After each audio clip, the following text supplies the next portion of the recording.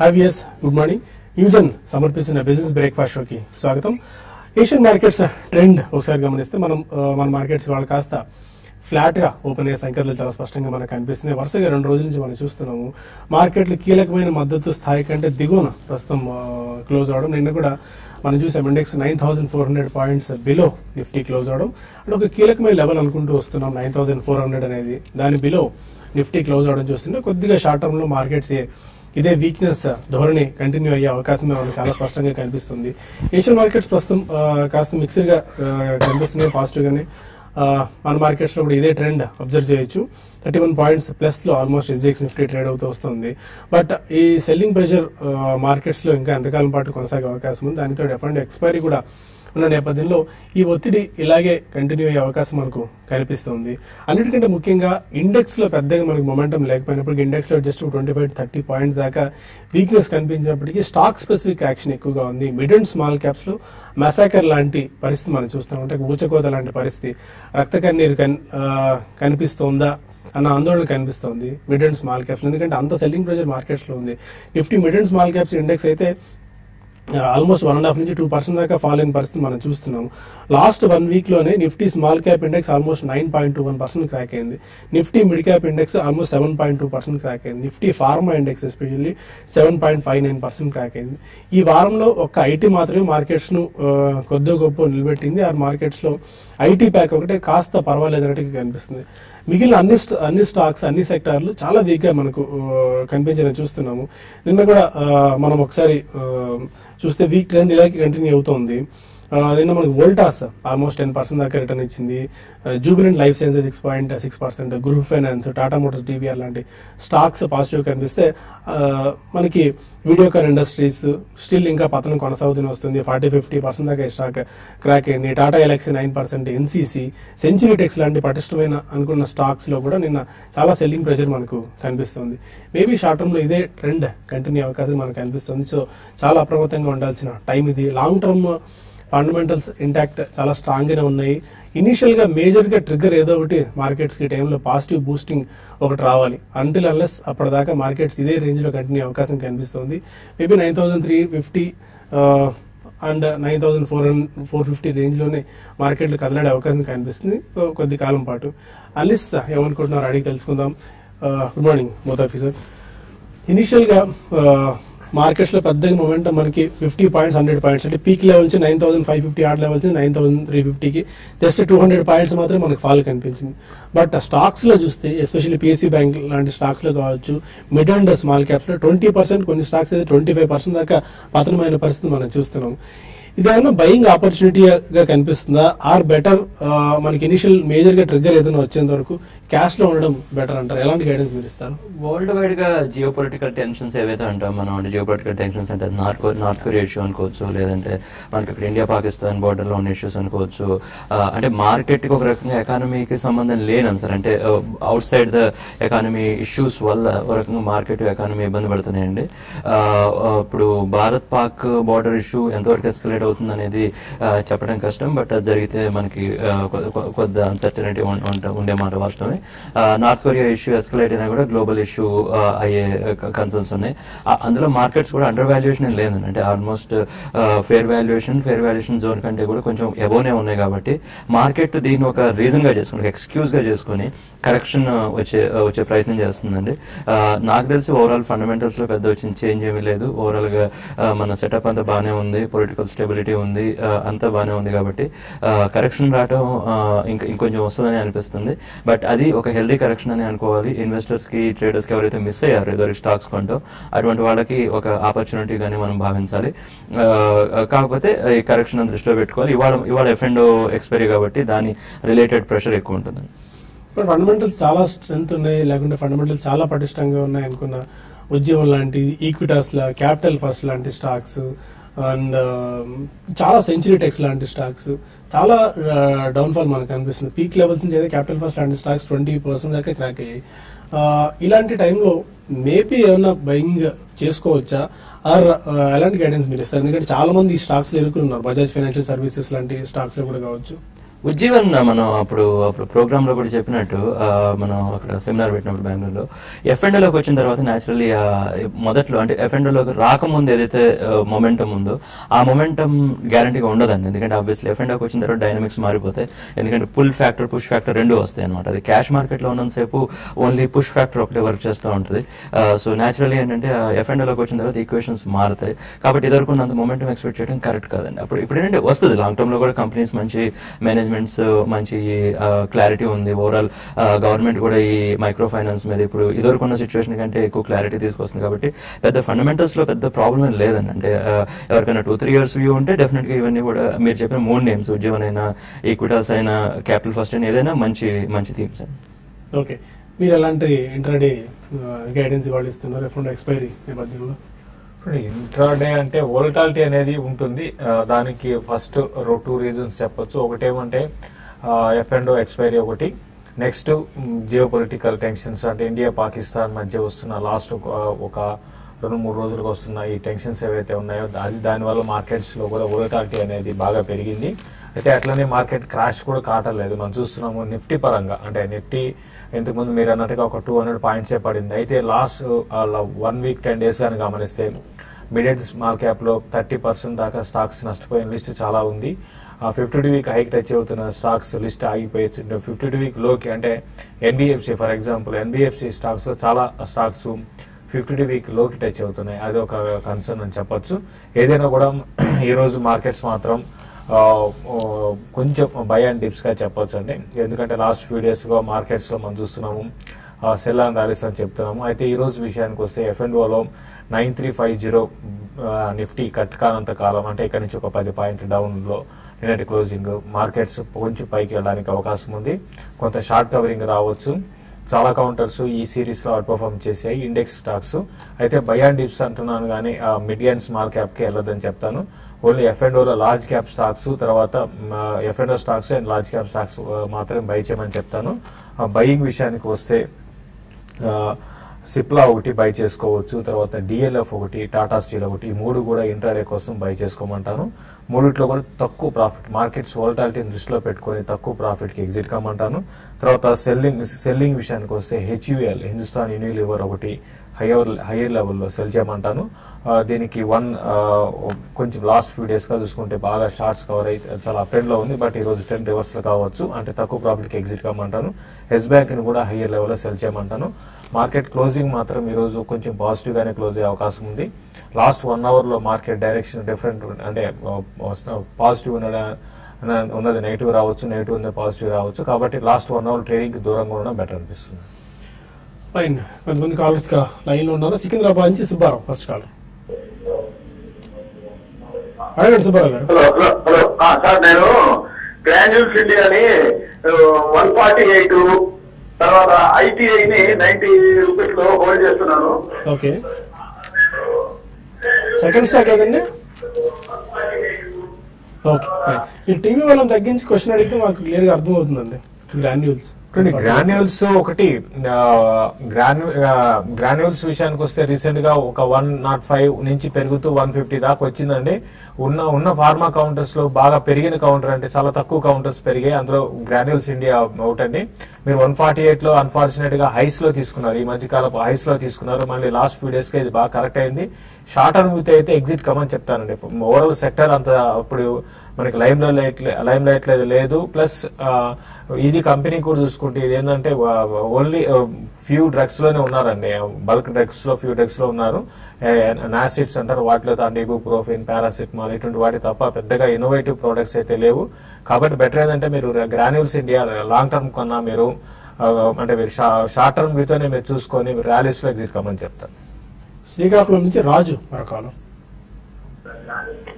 అడగండి రాజు.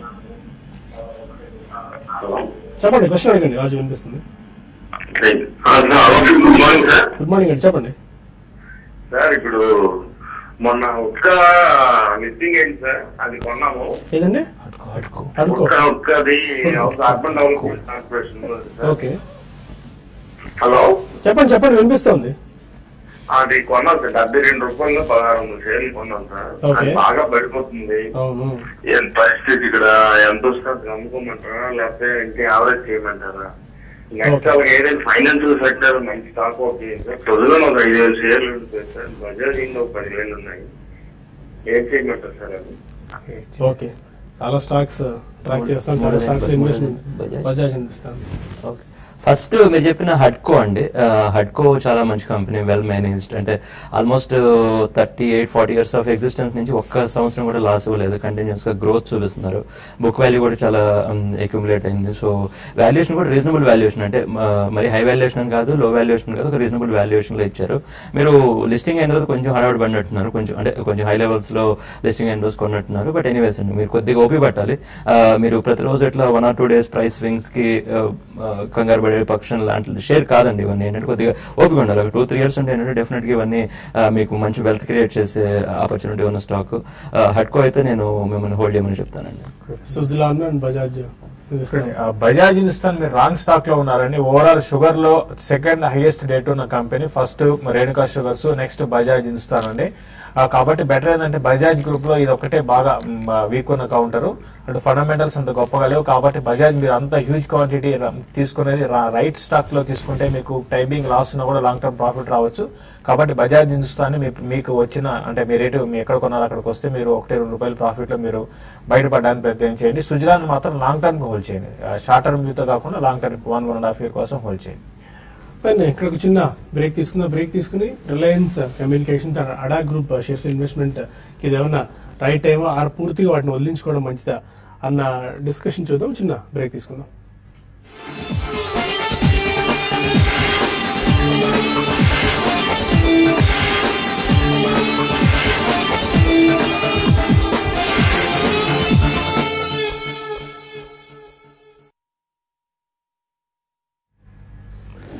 Welcome back to business breakfast. ప్రతిరోజు మనం విశాఖపట్నంలో 10-11 తారీఖు 2 రోజుల పాటు ఇన్వెస్టర్ సమ్మిట్ నిర్వహించబోతున్న సంగతి మీ అందరికీ తెలిసిందే. Fundamental and technical work shop ఇది 10-11 తారీఖులో. అయితే ఈ విశాఖపట్నం సమ్మిట్ లో భాగంగా మనం రోజుకు కొత్త రుచిని పరిచయం చేస్తూ వస్తున్నాము. దానికి సంబంధించిన విశాఖ రుచులను ఒకసారి ఈ రోజు పరిచయం చేస్తున్న కొత్త రుచి ఏంటో ఒకసారి తెలుసుకుని మరి షో కంటిన్యూ చేద్దాం.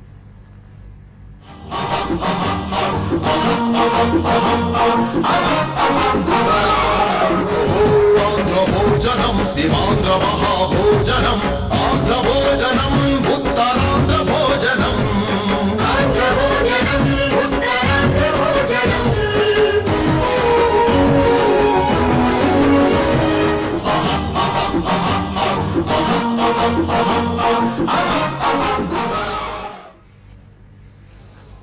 ప్రస్తుతం మీరు చూస్తున్న విజువల్స్ బుదిల్ పార్క్, ద్వారకా నగర్ లో ఉన్న బుదిల్ పార్క్ ఇది. ఇక్కడ మీరు మంచి హాస్పిటాలిటీ కోసం రూమ్ బుక్ చేసుకోవచ్చు. వాటితో పాటు అక్కడ మంచి వెజిటేరియన్ రుచులతో పాటు నాన్ వెజ్ ప్రియులకు నోరు ఊరించే పసందైన వంటకాలను అక్కడ మీకు సర్వ్ చేయడం జరుగుతుంది. సో వైజాగ్ కాన్ఫరెన్స్ హాజరైన వాళ్ళు తప్పకుండా ఈ బుదిల్ పార్క్ కి మిస్ కాకుండా హాజరు కండి. అక్కడ వెజిటేరియన్ తో పాటు గోంగూర మటన్ కర్రీ, మటన్ బిర్యానీ చాలా ఫేమస్ అట. So don't miss this opportunity. Vizag హాజరైన వాళ్ళు అక్కడికి వాళ్ళు ఇస్తున్న స్పెషల్ వెరైటీస్ ని, వాళ్ళు ఆఫర్ చేస్తున్న స్పెషల్ వంటకాలని రుచి చూడడం మాత్రం మర్చిపోవద్దు.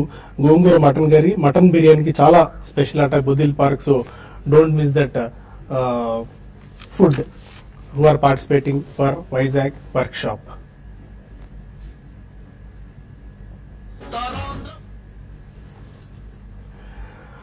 కనుక కొన్ని మళ్ళీ లెట్స్ బ్యాక్ టు బిజినెస్. కొన్ని మెయిల్స్ అండ్ కాల్స్ తీసుకుందాం. క్రాంతి కుమార్ అడుగుతున్నారు, జిఎన్ఎఫ్సి 287 లో, శారదా క్రాప్ కెంప్ 516 రూపీస్ లో తీసుకున్నారు, hold or exit? GNFC Sharada crop kemp రెండు కూడా హోల్డ్ చేయండి, అంటే మంచి స్టాక్స్ లోనే ఉన్నారు. అయితే రీసెంట్ కరెక్షన్ అనేది మనకి స్టాక్ మార్కెట్స్ అంటే నిఫ్టీ సెన్సెక్స్ పడక ముందే ఫెర్టిలైజర్ స్టాక్స్ లో కరెక్షన్ స్టార్ట్ అయిందండి. అయితే మంచి స్టాక్స్ లో ఉన్నారు కాబట్టి ఈ కరెక్షన్ తట్టుకొని మళ్ళీ స్టాక్స్ పైకి రావడానికి అవకాశం ఉంటుంది. మీరు 1-1.5 year కోసం హోల్డ్ చేయండి. రెండు కూడా మంచి స్టాక్స్ హోల్డ్ చేయమని చెప్తారు. మళ్ళీ అడుగుతున్నారు, Aarti industries, dolphin of sure, SMS pharma, Hikal ఇవన్నీ పోర్ట్ఫోలియోలు ఉన్నాయట. ప్రస్తుతం ఈ స్టాక్స్ అని కూడా హెవీ సెల్లింగ్ ప్రెషర్ లోన్ అవుతున్నాయి. హోల్డ్ చేసుకోవచ్చు ఇలాగే? ఓకే, డీసెంట్ స్టాక్ సెలెక్షన్ మీ పోర్ట్ఫోలియో చూస్తే. కాకపోతే ఇంకొంత ఫ్రంట్ లైన్కి వస్తే బాగుంటుందేమో అనిపిస్తుంది. అంటే మరి కొద్దిగా ఆఫ్ ద రేడర్ స్టాక్స్ లో కూడా ఉన్నట్టున్నారు. కొద్దిగా పాపులర్ మిడ్ క్యాప్స్ లో కూడా రండి. అంటే ఇప్పుడు కరెక్షన్ వస్తుంది, ఆబ్వియస్లీ కరెక్షన్ రావడం కూడా మార్కెట్స్ కి మంచిదే. ఇన్వెస్టర్స్ కి మళ్ళీ ఫ్రెష్ మనీ ఇన్క్రీజ్ చేసుకోవడానికి ఆపర్చునిటీ వస్తుంది మార్కెట్. సో ఆ పాయింట్ ఆఫ్ లో చూసుకుంటే ఈసారి ఇన్వెస్ట్ చేసేటప్పుడు పాపులర్ మిడ్ క్యాప్స్ లో ఇన్వెస్ట్ చేసే ప్రయత్నించండి. ఫణీంద్ర రెడ్డి అడుగుతున్నారు ఫార్మా స్టాక్స్ గురించి, జనరల్ కోట్ ఒకటి ఏదో పంపించారు ఆయన. శ్రీకాంత్ అడుగుతున్నారు ఆర్కామ్ లో ఇన్వెస్ట్ చేసింది ఇది రైట్ టైమా? ఇంతకుముందు అనుకున్నాం బ్రేక్ ముందు ఆర్కామ్ గురించి, ఆ రడా గ్రూప్ స్టాక్స్ గురించి డిస్కస్ చేద్దామని చెప్పి. హ్యూజ్ సెల్లింగ్ ప్రెషర్ దిన్న దానికి తోడు వాళ్ళు ఇచ్చిన సెక్యూరిటీస్ సంబంధించి మేబీ డిఫాల్ట్ కావచ్చేమో అన్న ఒక రకమైన ఆందోళన మార్కెట్స్ లో వచ్చింది. అది న్యూస్ ఎక్కడి నుంచి వచ్చిందో మళ్ళీ కంపెనీ అది కాదని ఖండించినప్పటికీ బట్ జరగాల్సిన డ్యామేజ్ అయితే అడా గ్రూప్ స్టాక్స్ లో జరిగిపోయింది. ఎలాంటి గైడెన్స్ ఇస్తారు ఫర్ అడా group shares and especially RCom? ఒక టెలికాం మీద ఓవరాల్ గా మనకి స్ట్రాంగ్ వ్యూ లేదని మనం చాలాసార్లు ప్రోగ్రామ్ లో చెప్పామండి. అంటే అప్పుడు వడాఫోన్ ఐడియా డీల్ అప్పుడు కూడా చాలా మంది ఎక్సైట్ అయ్యారు. కానీ అది కూడా ఏంటంటే ఇప్పుడు రిలయన్స్ జియో ముందు ఆ ప్రెషర్ హ్యాండిల్ చేయడం చాలా కష్టం అండి. ఎందుకంటే వాళ్ళు almost 1 lakh crores 1.5 lakh crores తో వాళ్ళు ఉధృతంగా ఈ మనీ ఇన్ఫ్యూజ్ చేసేటప్పటికి ఆ ప్రెషర్ తట్టుకోవడం మిగతా కంపెనీస్ అంత ఈజీ కాదండి. ఆ పాయింట్ ఆఫ్ వ్యూ లో చూస్తే టెలికాం మీద ఓవరాల్ మనకి ఎటు అంత స్ట్రాంగ్ ఒపీనియన్ అయితే లేదు.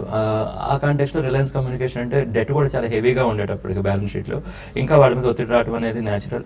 వాళ్ళ సింగపూర్ లో మార్కెట్ లో వాళ్ళది ట్రేడ్ అవుతున్న బాండ్ ఏదైతే ఉందో నేను బాగా క్రాష్ అయిందని పొద్దున్న న్యూస్, మళ్ళీ సాయంత్రానికి అది రికవర్ అయింది.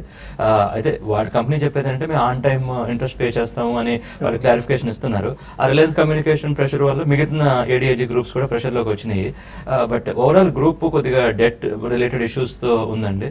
సో ఇన్వెస్టర్స్ ఏంటంటే కొద్దిగా డెట్ మనం చాలాసార్లు ప్రోగ్రామ్ లో కూడా కాన్ఫరెన్స్ లో కూడా చెప్పాం మనం వర్క్ షాప్స్ లో కూడా, డెట్ తక్కువ ఉన్న కంపెనీస్ లో ఇన్వెస్ట్ చేయడం మంచిది అని. అది దృష్టిలో పెట్టుకుని ఇన్వెస్టర్స్ వాళ్ళ పోర్ట్ఫోలియో బిల్డప్ చేసుకోవాలి. అండ్ ముంబై నుంచి గోపి మరొక sir ICICI Prudential Snowman Logistics hold చేస్తున్నాం సార్. ఓకే, ప్రజెంట్ లో అమ్మేయొచ్చా లేక ఉంచొచ్చా సార్? అంటే మీరు లాంగ్ టర్మ్ ఇన్వెస్టర్ అండి లేకుంటే షార్ట్ టర్మ్ గురించి తీసుకున్నారా? Long term investor. Okay, ICICI Prudence Snowman Logistics రెండు మంచి కంపెనీస్ లో ఉన్నారండి. సో లాంగ్ టర్మ్ ఇన్వెస్ట్ అయితే ఫ్రాంక్లీ మార్కెట్ లో మధ్యలో వచ్చి ఫ్రాంక్లీ 15-20% కరెక్షన్స్ అంత కంగారు పడకూడదండి. ఎందుకంటే ఇదంతా మార్కెట్ లో ప్రాసెస్ అంతే. అంటే ఎంత ఏంటంటే పెరగడం ఎట్లనో తగ్గడం కూడా అదే జస్ట్ ప్రాసెస్ అంతే. మీరు అంత కంగారు పడకూడదు. కంపెనీ మీద నమ్మకం ఉంచండి, మీ స్టాక్ సెలక్షన్ మీద నమ్మకం ఉంచండి. రెండు మంచి స్టాక్స్ లోనే ఉన్నారు. నా ఉద్దేశం ఏంటంటే మీరు హోల్డ్ చేసి ఉంచండి సార్. విజయవాడ నుంచి ఫణీంద్ర మరొక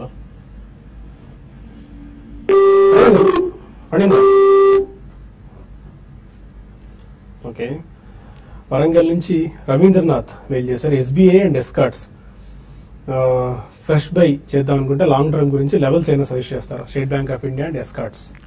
చూడండి, ఎస్బీఐ అయితే మాత్రం కొంచెం మీరు ఆగండి అండి. ఎందుకంటే మన రిజల్ట్ బాగాలేదు కాబట్టి 280 అనేది ఆల్రెడీ దగ్గరగా అక్కడికి వచ్చింది. ఆ 280 కానీ బ్రేక్ అయితే 266 ఆ లెవెల్ దాకా రావచ్చు. అక్కడ మీరు దాన్ని పిక్ చేసుకోండి. అయితే లాంగ్ టర్మ్ కి ఎస్కార్ట్స్ విషయానికి వస్తే బాగా పెరిగి ఉందండి. ఇది కూడా ఆ రిస్క్ అనేది ఉంటుంది. ఇప్పుడే మనం చూసాము, ఇప్పుడు దాకా మనం డిస్కస్ చేసుకుంటున్నాం. బాగా పెరిగిన స్టాక్స్ లో రివర్స్ అయితే 30% దాకా కరెక్షన్స్ వస్తాయి. ఎస్కార్ట్స్ బాగా ఇది కూడా బాగా పెరిగింది. ప్లస్ సీజన్ అనేది వీళ్ళకి సీజనల్ గా పెరుగుతుంది కాబట్టి కొంచెం ఆగండి. కొంచెం కూల్ ఆఫ్ అయినాక అప్పుడు మీరు ఎస్కార్ట్స్ ని మీరు పిక్ చేసుకోండి. ప్రస్తుతం అయితే మీరు ఎస్బీఐని 280 బ్రేక్ కాకపోతే అక్కడ కొనండి. 280 బ్రేక్ అయితే మాత్రం 266 ఆ లెవెల్ దాకా రావచ్చు. మురళి మెయిల్ చేశారు. ఎన్సీసీని 97 రూపీస్ లో యావరేజ్ చేసుకున్నారట. కంటిన్యూ చేసుకోవచ్చా ఇలాగే అండ్ యావరేజ్ చేసుకోవచ్చా? ఫెడరల్ బ్యాంక్ అండ్ వర్ధమాన్ పాలన ఫ్రెష్ ఇన్వెస్ట్మెంట్ మొదలు పెట్టచ్చా? ఫెడరల్ బ్యాంక్ మనకి పాజిటివ్ ఉన్న థీమ్ అండి. కంపెనీ మంచి కంపెనీ, వాళ్ళు మన రిజల్ట్స్ కూడా చాలా ఎక్స్ట్రాడినరీ రిజల్ట్స్ ఇచ్చారు. ఎన్పిఎస్ మీద కూడా రీజనబుల్ కంట్రోల్ ఉంది. తర్వాత ప్రాఫిట్ మార్జిన్స్ కూడా పెరిగినాయి. సో ఓవరాల్ గా అన్ని రకాలుగా చూసినా ఫెడరల్ బ్యాంక్ మంచి థీమ్ అనుకోవచ్చు అండి. ఇప్పుడు ఆబ్వియస్లీ మార్కెట్ కరెక్షన్ వచ్చినప్పుడు బ్యాంక్ రిలేటెడ్ స్టాక్స్ కూడా కరెక్షన్ వస్తాయి. That's natural process. అవి వచ్చినప్పుడు ఏంటంటే ఆ డిప్స్ లో ఏదన్నా మీకు ఆపర్చునిటీ దొరికితే ఫెడరల్ బ్యాంక్ కొనే ప్రయత్నం చేయొచ్చు. అండ్ 10th 11th 2 రోజుల పాటు విశాఖపట్నంలో మనం technical and fundamental work shops organise చేస్తున్న సంగతి మీ అందరికీ తెలిసిందే. Don't miss this opportunity. ఒక వైజాగ్ వాసులే కాదు, చుట్టుపక్కల ప్రాంతాల వాళ్ళందరూ కూడా వచ్చి ఈ సమావేశాలకు, ఈ సదస్సుకు హాజరుకండి. అండ్ ఎస్పెషల్లీ మార్కెట్స్ కొద్దిగా ఇలాంటి అనిశ్చిత టైంలో, ఎందుకంటే పీక్ లెవెల్స్ లో ఉన్నాయి. పీక్ లెవెల్స్ నుంచి కొద్దిగా 200 పాయింట్స్ పడితేనే మనం అంతా ఆందోళన పడుతున్నాం. అయితే స్టాక్స్ రికమెండేషన్స్ కాకుండా స్టాక్ పికింగ్ ఎలా చేయాలి, ఎలాంటి స్టాక్స్ ని ఫండమెంటల్ గా స్ట్రెంత్ ఉన్న కంపెనీస్ ఐడెంటిఫై చేయాలి అంశాలతో పాటు టెక్నికల్ పారామీటర్స్ ఆధారంగా ఇంట్రాడే ట్రేడింగ్, F&O ట్రేడింగ్ సంబంధించిన అనేక కిటికలు మెళకువలను కూడా మీరు అక్కడ తెలుసుకోవచ్చు. మన ప్రోగ్రామ్స్ హాజరై అనలిస్ట్ అందరూ అక్కడికి వచ్చి 2 రోజుల పాటు full length technical and fundamental work shops ని ఆర్గనైజ్ చేస్తున్నాం కాబట్టి don't miss this opportunity. profityourtrade.in website లో మీరు రిజిస్ట్రేషన్ చేసుకోవచ్చు. మీకు ఏమైనా డౌట్స్ ఉంటే పక్కన నంబర్స్ కూడా స్క్రోల్ అవుతున్నాయి, ఆ నంబర్స్ ఫోన్ చేసి మీ డౌట్స్ ఏమైనా ఉంటే క్లారిఫై చేసుకోవచ్చు రిగార్డింగ్ వర్క్ షాప్ సంబంధించి. ఇక్కడ బ్రేక్ తీసుకుందాం. TV5 న్యూస్ లో TV5 మనీలో కలుద్దాం యూట్యూబ్ వేదిక ద్వారా. అక్కడ మరిన్ని కాల్స్ అండ్ మెయిల్స్ తీసుకోవడంతో పాటు ఈ టైంలో ఏదైనా స్పెసిఫిక్ స్టాక్స్ ఎలా పిక్ చేసుకోవాలి, ఏదైనా స్టాక్స్ ని రాడార్ లో ఉంచుకుంటే ఇంకా ఏదైనా క్రాక్ అయినప్పుడు ఆ స్టాక్స్ ఇన్వెస్ట్ చేసుకోవచ్చు అని డీటెయిల్స్ తెలుసుకుందాం. Stay with us.